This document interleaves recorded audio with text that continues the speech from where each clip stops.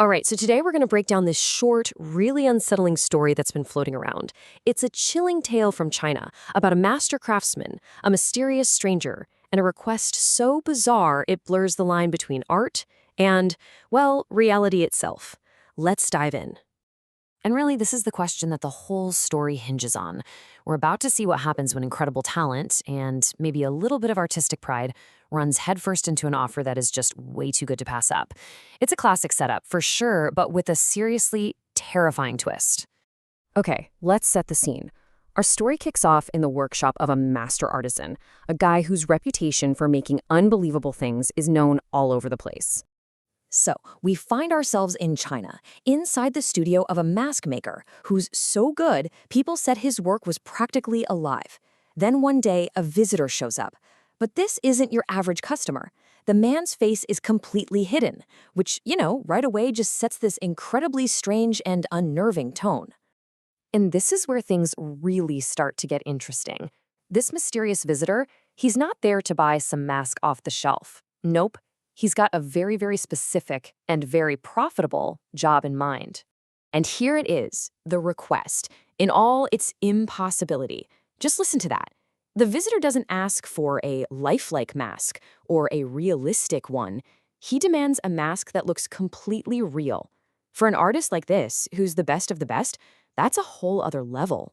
It's an uncanny demand. And the payment for this impossible task? Get this. A bag just overflowing with gold. He presents it right there on the spot. You can just imagine the sheer weight of it, the sight of it. It was enough to cloud the mask maker's judgment. His greed just totally took over, and even though the request was beyond weird, he took the job. But here's the catch. He's on a serious deadline. He has just 1 week, only 7 days to pull off something that's never been done before, to make a mask that you literally cannot distinguish from a real human face. I mean, the pressure is just astronomical. So, with that bag of gold sitting there and the clock ticking down, the mask maker pours everything he has into his work. But he figures out pretty quick this is not a normal job. And what follows is just 6 agonizing days of pure panic. He literally tries every trick in the book, every technique he's ever learned, every secret of his craft. But every single time, it's just not enough. The masks are good, yeah, maybe even his best work ever, but they're not real. By day 6, with the deadline just hours away, he is in a state of total desperation. And yeah, it's as simple as that. He failed. For all his fame, for all his legendary skill, he just couldn't do it. He couldn't meet the client's impossible demand. His artistic pride had finally hit a wall it couldn't get past. What he had was just a mask, a great imitation of life, but not the real thing he was paid for. And then, the 7th day arrives. Time's up. The mask maker just has to wait for his mysterious client to come back, knowing full well he's failed to deliver what he promised. So you can just see the massive gap here, right? On one side, you have what he actually made, an amazing but ultimately fake mask. And on the other, the impossible thing he was paid all that gold to create. He's just got to brace himself for what's coming. And right on cue, the cloaked figure shows up at his door.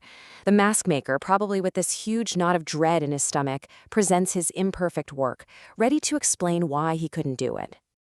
Okay, everybody, this is it. This is where the story completely flips on its head and goes from a tale about art into, well, straight up horror.